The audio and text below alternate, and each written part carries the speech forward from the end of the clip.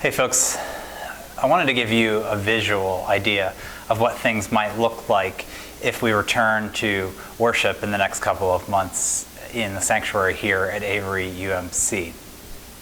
Now this method of doing things is something that I was able to borrow from a colleague of mine up in Erie.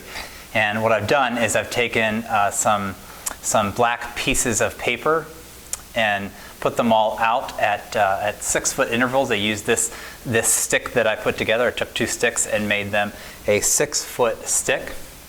And so what I did was I took these pieces of construction paper and I put them at least 6 feet away from each other. I pretty much gave an extra foot when I could. Now this seems like it's spread out more than it needs to be, but the truth is that it is just 6 feet. Let me show you what I mean. In this first pew here, we might have one person who gets to sit here. Yeah, we're going to have people sitting in the first pew in order to maximize the use of our space. We've got one person sitting here, and that would enable 2 people to sit over there. Now, we could have people sit in the first row here, but I actually worked that one back to front. So we're putting people, like let's say there's 2 people right here. You can see almost all of what's on the pew. All of the black pieces on the pews would represent one person. So I've got some singles, I've got some doubles, like 2 people. I've got 4 people way in the back over here. I've got a section where there's 3 people that could probably become 4 if we needed to over there, in case there's families who are coming. So of course that's the thing, if we have families coming, it's going to change the nature of this. But this is just an idea. This isn't exactly where people will be sitting, but it's just to give you an idea of about how many people we could fit. Now you see that we're skipping, for instance, we're skipping 2 pews and then going to the center. Why wouldn't we just skip 2 pews and go here? Well, let me show you. If someone's sitting there and someone else is sitting here, it might be 6 feet between the back of this person's head and the front of this person's head, unless this person leans forward or stands up, then it's going to be closer than 6 feet. So just erring on the side of caution here, I've given a little bit of buffer to where it's a little bit further here. It doesn't quite reach the front of it. As long as they keep behind the back of this pew, this person in the middle will be clear of these people in the front pew. So if you take a look at what I've laid out, I have 2 people here and 1 person here. And so I've got 3, 4, 5, 6, 7, and a family of 4, 11 on this side. So 11 on the pulpit side. Now I left the back pew open because we'll have people coming in and out. But perhaps the last people to come in might be able to sit in that pew, maybe right by the door in front of the AED device.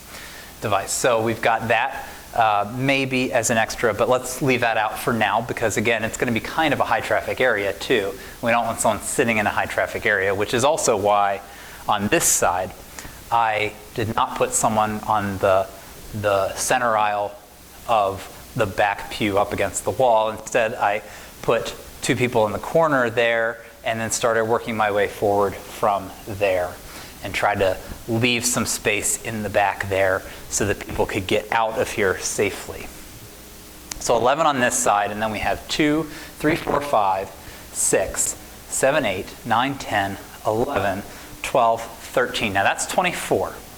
We have 24 people that we could fit down here in the sanctuary. I laid out a way that we could include some people up in the overflow as simply participants in worship, and we can fit an extra 5 people up there. Okay? So we're up to 29, and then you have to add in, or you can add in, a musician perhaps.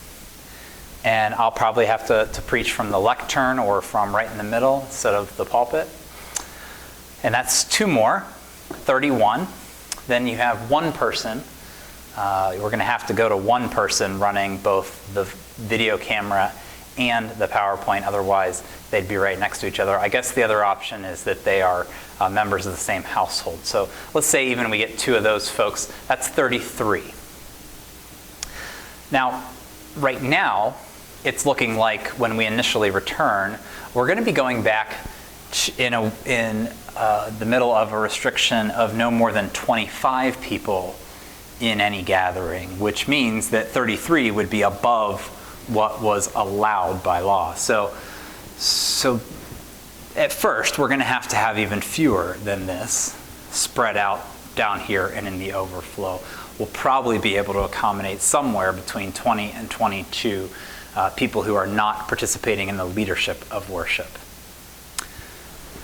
Once restrictions start growing, however, those restrictions, perhaps to groups of 50 or more or 100 or more, are still going to most likely require social distancing guidelines, which means that really the max that we're going to be able to fit here in the sanctuary and overflow together is about 33 people, give or take 1 or 2. There may be a better way that someone can think of maximizing the space of the sanctuary in a safe way. This is just kind of my first way of doing it. So when you think about it, until social distancing guidelines that require us to wear masks and keep ourselves 6 feet away from each other, as long as that's in effect, the largest gathering of worship we can have is 33 people. And that includes those who lead in worship. So if 60 people usually attend on a Sunday, then we're going to need 2 services. If we get to 90 people on a Sunday, we're going to need 3 services to make that work. So I just wanted to give you guys an idea of what this might look like and why, when you might start hearing numbers coming down the road, that they might seem lower than you think. You might think, well, we have a pretty decent sized sanctuary. Well, once you scale it down to social distancing guidelines of 6+ feet between people who are not in the same household, this is what you get. Okay? So look forward to hearing more from me and from your church council as we move forward. Thanks.